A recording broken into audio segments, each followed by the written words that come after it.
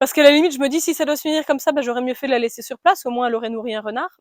Bonjour les néocampagnards. Alors ça y est, c'est la rentrée, c'est la rentrée, oui, enfin voilà, tout le mois de septembre est un mois de rentrée.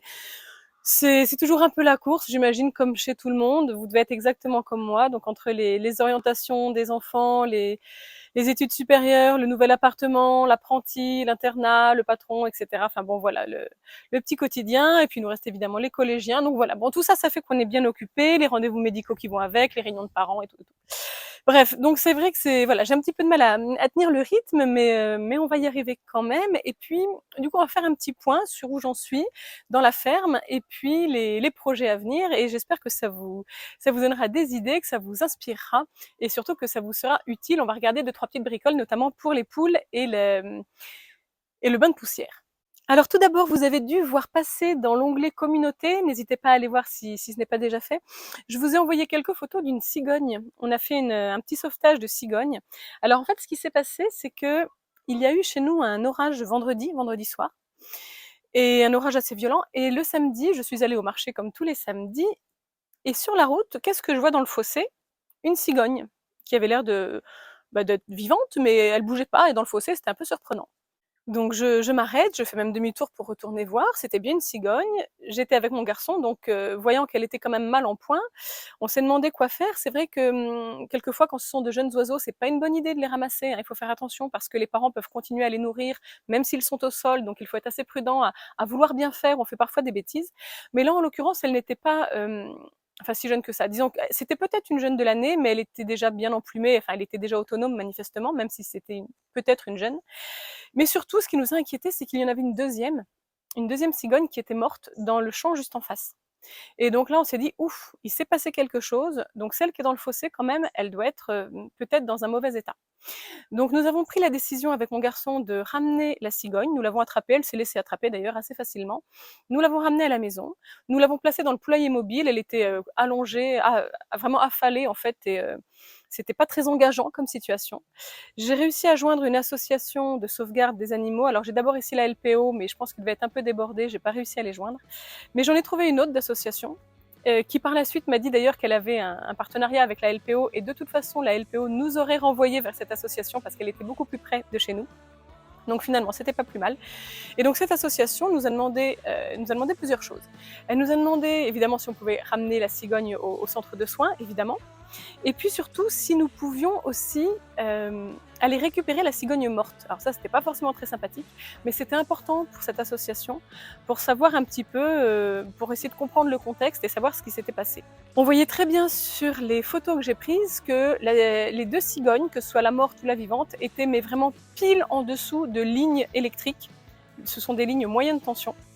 Et probablement qu'au moment de l'orage, en fait, elles ont volé très bas et elles se sont pris les câbles, les fils électriques vraiment au niveau de la poitrine. C'est sans doute ça qui s'est passé.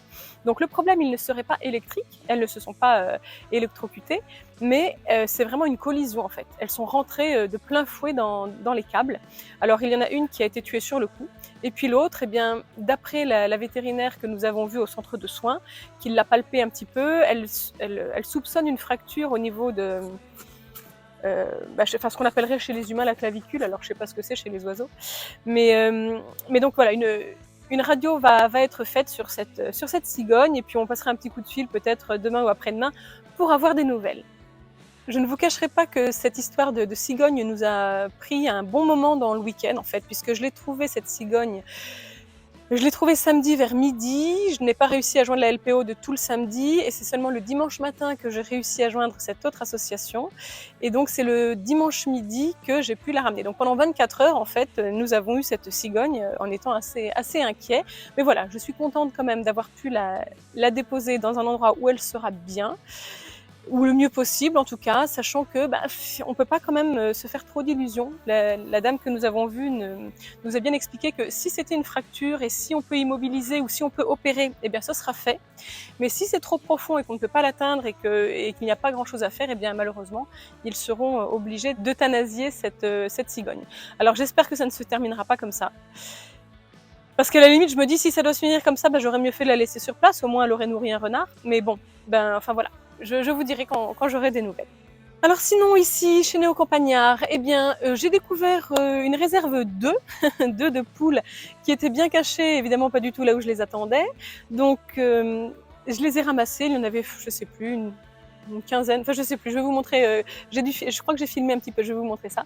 Donc il y avait toute une série d'œufs que j'ai récupérés. Comme je ne sais pas de quand ils datent, je ne savais pas à quel moment ils avaient été pondus, j'ai fait le test de l'eau. Donc je les ai plongés dans l'eau. Et alors le principe, c'est que dans l'œuf, vous savez qu'il y a une chambre à air dans l'œuf. On en a déjà parlé au moment des incubations. Donc cette chambre à air, elle existe même sans qu'il y ait d'incubation, hein, elle existe dans l'œuf directement. Et l'œuf, en vieillissant, au fur et à mesure du temps qui passe, voit sa chambre à air augmenter, agrandir, s'agrandir. Et donc plus la chambre à air est grande, plus l'œuf est vieux, plus il est ancien.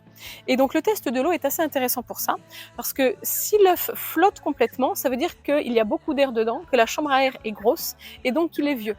Alors que si au contraire l'œuf reste bien tout au fond de l'eau, eh bien c'est que la chambre à air est encore relativement petite et qu'il est encore frais. Il y a l'intermédiaire où l'œuf est encore au fond mais il est redressé, donc voilà, la chambre à air commence à prendre un petit peu le dessus. Là il est voilà, c'est-à-dire qu'il n'est plus d'une première fraîcheur mais il est tout à fait consommable. En revanche, dès qu'il flotte, poubelle. Voilà, je ne me pose pas de questions. Un œuf qui flotte, je le jette directement. Donc là c'est ce que j'ai fait. J'ai placé mes œufs dans un seau avec de l'eau, j'ai repéré ceux qui flottaient, je les ai jetés et j'ai gardé les autres. Alors là encore, ayant un doute quand même sur leur date de ponte, j'ai préféré les utiliser cuits. Donc je les ai fait soit en omelette, soit dans un gâteau, soit voilà. Mais en tout cas, je les ai pas fait ni à la coque ni sur le plat parce que je veux être sûre de la fraîcheur quand on mange le jaune quasiment cru en fait. Alors sinon, d'autres nouvelles de la ferme. Eh bien, j'ai quelques poulets qui arrivent à sortir de mes enclos, des jeunes bourbonnais, donc qui ont, alors c'est la première série, donc qui ont, je ne sais plus quand est-ce qu'ils sont nés. Donc ce sont de jeunes poulets qui ont bientôt 5 mois et il y en a deux qui arrivent à sortir, voire 3 qui arrivent régulièrement à sortir. Je n'ai pas encore compris par où ils passaient. Donc il va falloir que j'arrive à résoudre ce problème et il va de toute façon y avoir une série de poulets ou de poulettes qui vont partir, une petite dizaine qui vont partir. C'était prévu comme ça depuis longtemps et je n'avais pas pris le temps de m'en occuper avant les vacances. J'aurais dû, mais vraiment voilà, c'était un peu compliqué. Et donc cette petite dizaine de poulets va partir chez un autre éleveur qui avait eu l'extrême gentillesse de me donner un coq au moment où j'avais perdu le mien. Je vous renvoie à une ancienne vidéo où je vous expliquais que j'avais perdu mon coq qui s'était fait croquer par un chien. Et un petit peu dans l'urgence, j'étais bien embêtée et cet éleveur m'avait très gentiment donné un coq bourbonnais. Et donc c'était voilà, j'avais prévu de lui donner quelques petits de son coq puisque du coup ce sont ses petits. Donc voilà, ça va être fait dans la semaine. Je vais mettre les poulets de côté pour préparer cette livraison. Toujours du côté des poulets, je vais en profiter aussi pour vider la volière et inclure les jeunes avec les anciens. Comme il y aura de toute façon beaucoup moins de sujets puisque je vais en retirer une dizaine, et bien voilà, je vais libérer la volière qui est évidemment, ce n'est pas une surprise, complètement sèche. Il n'y a plus un brin d'herbe et ça commence à faire un moment déjà. Je le savais. La sécheresse n'a pas aidé, mais de toute façon, vu la surface pour le nombre de volailles, c'était de toute façon couru d'avance. Donc je vais libérer la volière. J'espère qu'elle aura le temps de se reposer un petit peu, que le sol va se régénérer. Donc ça fait partie des travaux de cette semaine. J'ai les poulaillers à nettoyer, j'ai pris du retard ces derniers temps, donc là j'ai un grand nettoyage à faire. Je pense que je vais même y aller au Karcher à l'intérieur de mes petits poulaillers verts. C'est vrai que ça c'est le côté pratique du plastique, même si je sais, plastique, tout ça, blabla. Enfin je dis blabla, non c'est pas vrai, je suis sensible à ce sujet. En fait, chez moi il n'y a quasiment pas de plastique. Ce n'est pas une matière dont je fais la promotion habituellement. J'aime beaucoup le bois évidemment, je trouve que c'est une matière beaucoup plus noble, qui a le mérite d'être naturelle. Mais il n'y a rien à faire pour le poulailler, j'ai opté pour le plastique, je vous en ai déjà parlé et pour l'instant franchement je ne regrette pas. Donc prévu cette semaine, grand nettoyage des poulaillers en plastique pour aborder la rentrée avec sérénité pour les poulettes. Et je prévois également de préparer, ça je vais vous le montrer dans un instant, des petites cabanes que je vais installer dans les différents enclos que j'ai, des toutes petites cabanes qui vont me permettre de mettre le bac de cendres à l'abri, puisque vous le savez, maintenant que je suis passée dans ces tout petits poulaillers verts, je ne peux plus mettre le bac de cendres à l'intérieur. Ça pouvait être fait quand j'utilisais le grand poulailler en bois, mais là je ne peux plus les mettre dedans. Alors ce que j'ai fait pour mes reproducteurs bourbonnais, c'est que comme le poulailler vert est surélevé, je mets le bac de cendres en dessous. ce qui est pas mal du tout. Je ne l'ai pas fait pour les jeunes. Pour les jeunes, j'ai mis le poulailler directement au sol. C'est peut-être une erreur d'ailleurs, il faudra peut-être que je revoie un petit peu les choses différemment pour l'année prochaine. Mais là, comme le poulailler est au sol, je n'ai aucun endroit pour mettre ma réserve, enfin le bac de cendre. Je vous rappelle d'ailleurs que je dis de cendre, mais en réalité je mélange de la cendre et de la terre de diatomée. Et c'est ce qui permet aux poulets de se frotter pour éviter les poux, surtout les poux gris, les poux malophages. Ça leur fait beaucoup de bien. Alors jusqu'à présent, ce n'était pas très grave si je n'avais pas prévu ça, parce qu'avec la chaleur que nous avons eue, et surtout la sécheresse, le sol était tellement sec que c'était facile pour les poulets de gratouiller et de se faire eux-mêmes leur bain de poussière. Ils n'avaient pas besoin de moi. Mais là, on va arriver sur l'automne. J'ose espérer qu'il va pleuvoir, j'espère. J'appelle de tous mes vœux quelques gouttes de pluie et même un peu plus. Mais à côté de ça, ça va devenir plus difficile pour les poulets d'avoir un endroit où se baigner dans la poussière naturellement. Donc c'est à moi de leur fournir. J'en profite d'être ici pour vous montrer les deux petits canetons. Ils sont toujours là. Attendez, je vais essayer de vous montrer. Est-ce que vous les voyez là? Alors, là vous en voyez un. C'est foie gras. Il y a Magret qui est juste à côté, mais comme il est noir, on le voit beaucoup moins.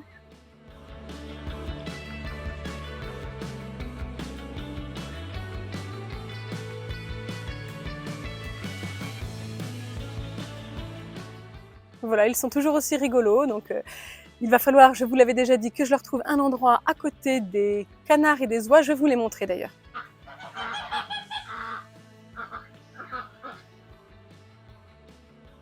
Alors là, j'ai un de mes petits coqs qui se balade. Et je voulais vous montrer les oies et les canards.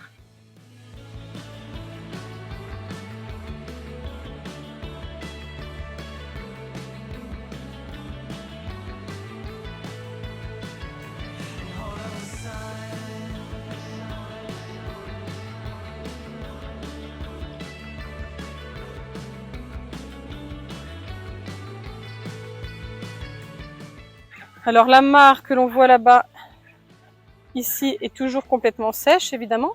Donc je leur ai installé leur petite bassine ici. On va aller voir de plus près.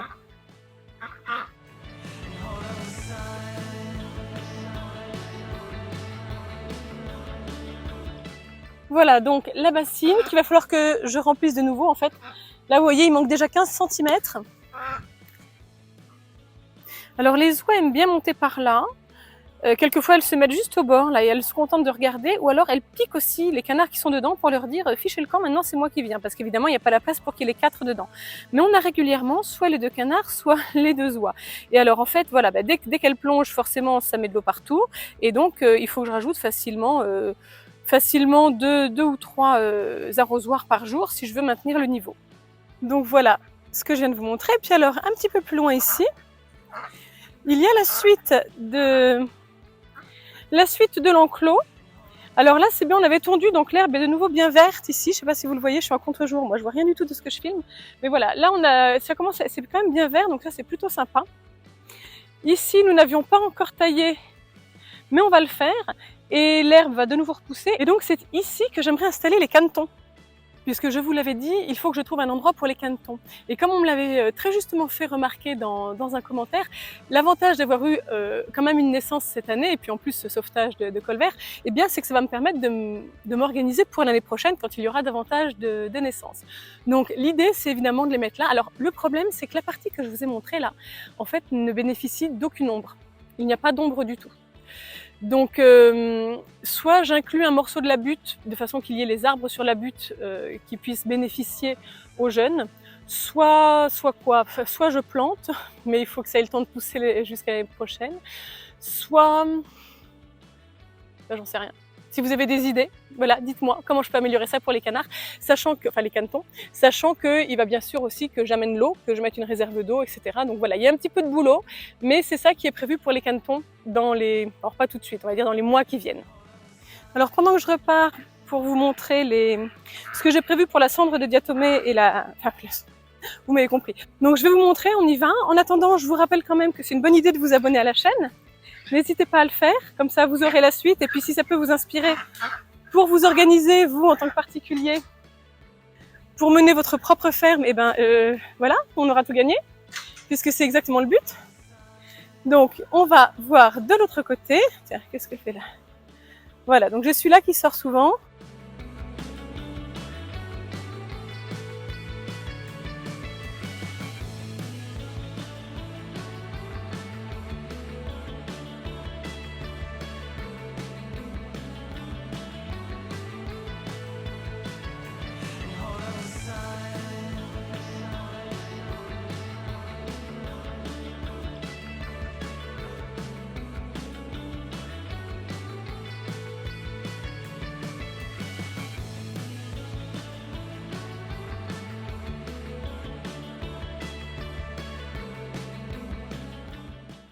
Alors, c'est censé être un coffre de rangement de jardin avec un couvercle. À mon avis, je ne vais pas mettre le couvercle.